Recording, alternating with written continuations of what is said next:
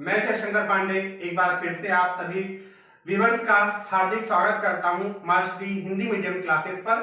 दोस्तों, हमारा चैनल आपके लिए बहुत ज्यादा लाभकारी है, बहुत ज्यादा हितकारी है, आपके शिक्षा के लिए बहुत ज्यादा महत्वपूर्ण है। दोस्तों, आजकल एक भयानक सी बीमारी हमारे भारत में क्या पूरे विश्व पे चल रही है। उम्मीद करते हैं कि आप इस बीमारी से महफूज होंगे और अपने आप को, अपने परिवार को और अपने देश को बचा करके रखेंगे। दोस्तों, आज का जो टॉपिक है वो बिल्कुल अलग है, बिल्कुल यूनिक है और बहुत ही अच्छा टॉपिक है। अगर हम लोग इस टॉपिक की महत्वपूर्णता को जाने तो ये टॉपिक बीएड में भी आपकी सहायता करेगा, डीएलएड में भी आपकी सहायता करेगा और ये यूपी टेट में भी आपको बहुत अच्छे से लाभ पहुंचा सकता है। साथ ही साथ कभी कभी आपको सीटेट में भी इसके क्वेश्चन पूछे जाते हैं।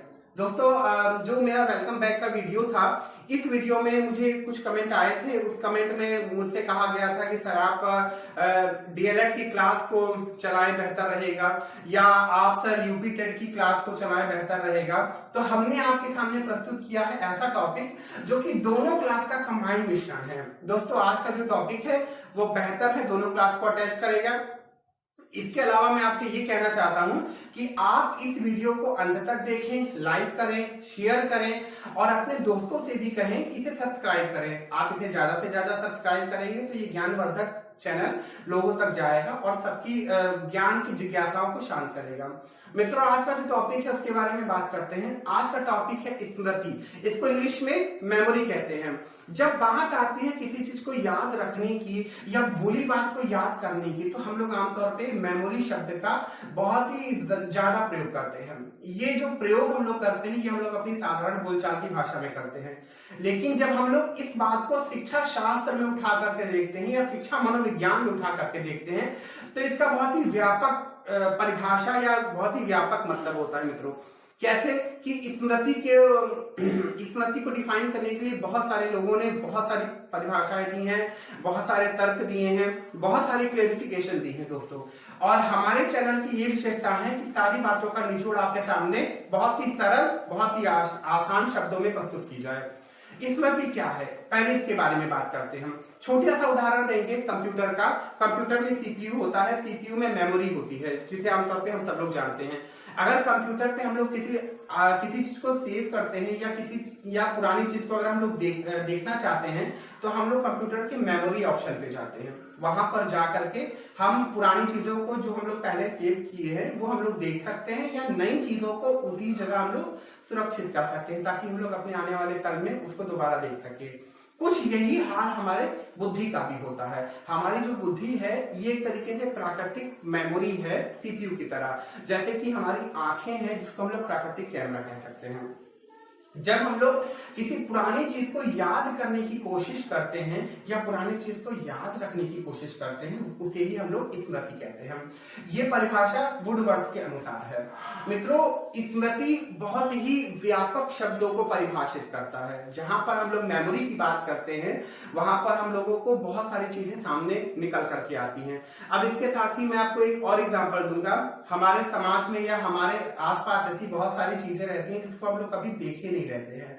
तो जब हम लोग उस चीज को अचानक से देखते हैं तो हम लोग सोचने पड़ते हैं कि ये क्या चीज है, क्योंकि हम लोग ने कभी उसके बारे में ना तो देखा था उसको, ना तो उसके बारे में कुछ सुना था। तो जब हम लोगों को कोई बताता है कि इस चीज को ये कहते हैं या इसके फीचर्स ये है तो हम लोग उसको समझने की कोशिश करते हैं और अपने माइंड में उस बात को सुरक्षित करने का प्रयास करते हैं। दोस्तों, उसी को हम लोग स्मृति का एक रूप मानते हैं। और अगर बात करेंगे कि हम लोग किसी ऐसी जगह जाते हैं जहां पे हम लोग पहले कभी जाते थे या हम लोग पहले कभी गए हो तो अचानक से हम लोग की ब्रेन काम करता है कि मैं यहाँ पहले आ चुका हूँ या फिर इस चीज को मैं पहले देख चुका हूँ। तो ये जो पहले देख चुका हूं और आज देख रहा हूं, ये जो सफर होता है ये स्मृति का ही होता है।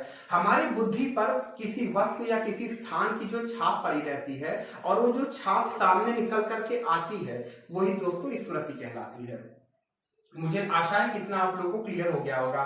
अब हम बात करते हैं स्मृति के प्रकारों की। दोस्तों, स्मृति के बहुत से प्रकार हमारे शिक्षा शास्त्र में उल्लेखित हैं, मगर हम आपके सामने कुछ मुख्य प्रकारों के बारे में बात करेंगे। जैसे कि सबसे पहले जो स्मृति का प्रकार होता है वो होता है स्थायी स्मृति। इसको हम लोग परमानेंट मेमोरी भी कह सकते हैं। परमानेंट मेमोरी हम लोग इसे इसलिए कहते हैं, जैसे इस शब्द को तोड़िए, हम कभी भी किसी भी परिभाषा को अगर अच्छे से समझना चाहते हैं तो सबसे पहले उसकी जो हेडिंग रहती है या पूछे गए शब्द रहते हैं, अगर उसकी बारीकी हम लोग समझ लेते हैं तो हम लोगों को परिभाषा या उसके अंदर का मटेरियल समझने में दिक्कत नहीं होती है। बात करते हैं स्मृति की, समझ में आ रहा है मेमोरी। बात करते हैं स्थायी स्मृति की, स्थायी यानी परमानेंट, मेमोरी यानी स्मृति, यानी कि जो बातें हमारे दिमाग में हमेशा के लिए सुरक्षित हो जाती हैं, हम लोग उसे कभी नहीं भूलते हैं, उस स्मृति को हम लोग स्थायी स्मृति कहते हैं, यानी कि परमानेंट मेमोरी कहते हैं। ऐसी बहुत सारी चीजें होती हैं दोस्तों। ये परमानेंट मेमोरी जो होती है ये बच्चों के मुकाबले वयस्कों में अधिक सक्रिय मानी जाती है, वयस्कों में ये अधिक देखने को मिलती है दोस्तों। इसके बाद बात करते हैं हम लोग व्यक्तिगत स्मृति की। जब व्यक्तिगत स्मृति की बात करते हैं तो इसको इंग्लिश में कहेंगे हम लोग पर्सनल मेमोरी। अब देखिए व्यक्तिगत स्मृति, इसमें दो शब्द मिल रहा है, पहला व्यक्तिगत है, दूसरा स्मृति है। व्यक्तिगत यानी पर्सनल, स्मृति यानी मेमोरी। व्यक्तिगत यानी कि हमारे खुद के व्यक्तिगत जीवन से संबंधित या हमारे खुद से जो हमारा खुद का है उससे संबंधित, जैसे कि हमें क्या पसंद है, हमें क्या नहीं पसंद है, हम किससे मिलना चाहते हैं, किससे नहीं मिलना चाहते हैं, कौन सा दोस्त हमारे करीब रहता है, किससे हम दूर भागना चाहते हैं, हमें क्या खाने में पसंद है, हमें क्या खाने में नहीं पसंद है। इन सब बातों को हम लोग जहां सुरक्षित रखते हैं उस स्मृति के को हम लोग व्यक्तिगत स्मृति कहते हैं, यानी कि पर्सनल मेमोरी कहते हैं। यानी कि जिस जगह पे हमारी पूरी की पूरी व्यक्तिगत जानकारी सन्निहित हो उसे हम लोग पर्सनल मेमोरी कह सकते हैं। अब बात आती है तीसरी, तत्कालिक स्मृति। तत्कालिक स्मृति को हम लोग इंग्लिश में इमीडिएट मेमोरी भी कहते हैं। अब देखिए पिछली परिभाषाओं को जैसे और पिछले प्रकारों के जैसे इसको भी हम लोग समझने का प्रयास करेंगे। तत्कालिक या तात्कालिक, ये भी दो शब्दों से मिलकर के बना है, तात्कालिक और स्मृति। तत्कालिक यानी होता है उसी समय और स्मृति यानी होता है याद करने की क्षमता। अब देखिए हम लोग जिस स्मृति को तत्काल याद करके और हम लोग उसको बता देते हैं या समझ लेते हैं वो हम लोगों को इमीडिएट मेमोरी, वो हम लोगों की इमीडिएट मेमोरी कहलाती है। जैसे कि बहुत सारी बातें आपने देखा होगा, जब हम लोग स्कूल टाइम पे रहते थे और जब टीचर हम लोगों को कोई चीज याद करने के लिए देते थे और कहते थे कि हमें इसी समय ये क्लास में याद करके सुनाइए, वहां पर आप तात्कालिक स्मृति का उदाहरण सबसे ज्यादा देखेंगे, क्योंकि हम लोग वहां पर जो जल्दी जल्दी बैठकर कुछ चीजों को याद करते थे तो हम लोग अपने सर को या मैम को वो चीजें याद करते तुरंत सुना तो देते थे, लेकिन हम लोग उसे बहुत दिन तक याद नहीं रख पाते थे। तात्कालिक स्मृति यानी इमीडिएट मेमोरी की खासियत यही होती है कि हम किसी भी चीज को याद तो तुरंत कर लेते हैं, लेकिन जितनी जल्दी वो हम याद करते हैं उतनी जल्दी हम उसे भूलते भी हैं। इसमें एक चीज और नोट करने वाली है दोस्तों, अलग अलग लोगों की बुद्धि क्षमताएं अलग अलग होती है। यानी जो तत्कालिक मेमोरी की बात मैं कर रहा हूं वो हो सकता है किसी को लंबे समय तक भी याद रहे और किसी को तत्काल भूल जाए। जैसे छोटे बच्चे होते हैं, छोटे बच्चों से अगर आप कोई चीज पूछते हैं या कोई चीज याद करने के लिए देते हैं तो वो चीजों को याद करके वो तुरंत ही आपको बता देते हैं और उतनी ही जल्दी वो चीजों को बोलते भी हैं। अगर आप 2-4 दिन का गैप कर देते हैं और आप उसके बाद पूछते हैं तो बच्चे उसको सुना नहीं पाते हैं। तो ये होती है मित्रों तत्कालिक स्मृति यानी कि इमीडिएट स्मृति। अब हम बात करते हैं यांत्रिक स्मृति की। यांत्रिक स्मृति को हम लोग रटन स्मृति भी कहते हैं और इसको हम लोग रोट मेमोरी भी कहते हैं। देखिए इसके दो नाम सामने आए हैं। इसके सबसे अगर हम लोग इस परिभाषा के अंदर जाएंगे तो इसके सबसे अच्छा सुगम नाम है रटन मेमोरी। कभी कभी हम लोगों के एग्जाम में पूछा जाता है कि रटन स्मृति किस स्मृति को इंगित करता है, तो आप लोग आंख बंद करके यांत्रिक स्मृति को ही चिन्हित करिएगा।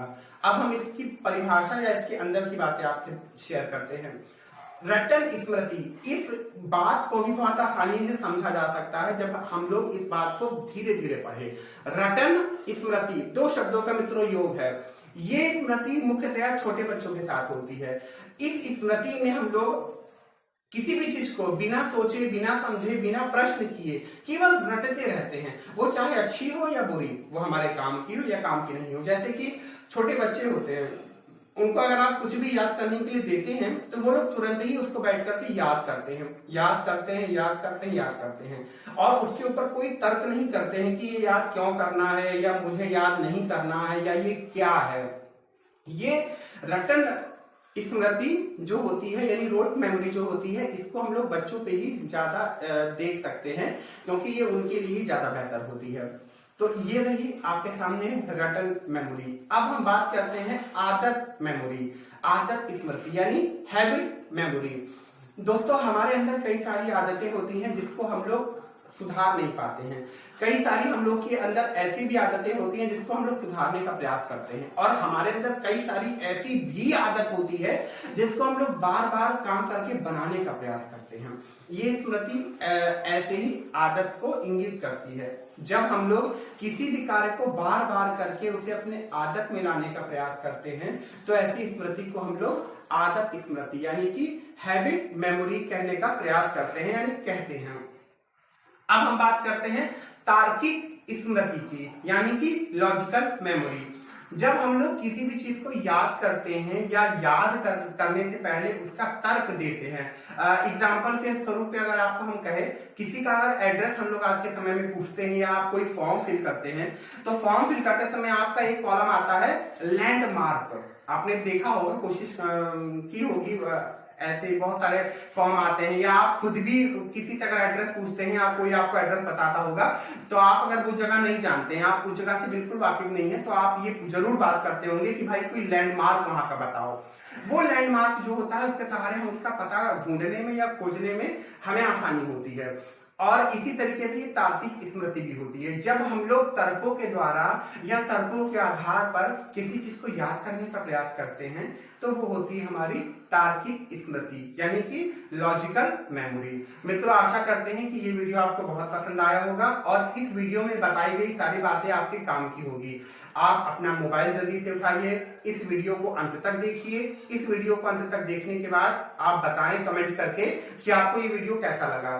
दोस्तों ये एक छोटी सी पहल है हमारे और आपके लिए। हमारे लिए इसलिए पहल है कि हम आप जैसे बहुत सारे स्टूडेंटों को ज्ञान की चेतना आपके अंदर जगाना चाहते हैं, और आपके लिए इसलिए फायदा है कि आप इस 5 मिनट के या कुछ मिनट के अपना समय निकाल करके इस वीडियो को देख करके आप अपने प्रतियोगी परीक्षाओं को बहुत आसानी से निकाल सकते हैं। दोस्तों छोटे छोटे वीडियोस डालने का भी हमारा यही मतलब है कि आप इसके द्वारा भ्रमित नहीं होंगे और आप इजीली इसको समझ सकेंगे। दोस्तों तो इस वीडियो को अंत तक देखें और हमें कमेंट करके बताएं कि इस वीडियो में आपको क्या पसंद आया है और अगली वीडियो आप किस टॉपिक की देखना चाहते हैं। दोस्तों आप जो भी टॉपिक हमें देंगे हम उसे बनाने का पूरा प्रयास करेंगे, लेकिन थोड़ा सा धैर्य आपको रखना पड़ेगा क्योंकि कमेंट्स कई सारे होते हैं और जो टॉपिक होते हैं वो जरूरी नहीं है कि सारे कमेंट एक ही दिन उसकी वीडियो बन जाए।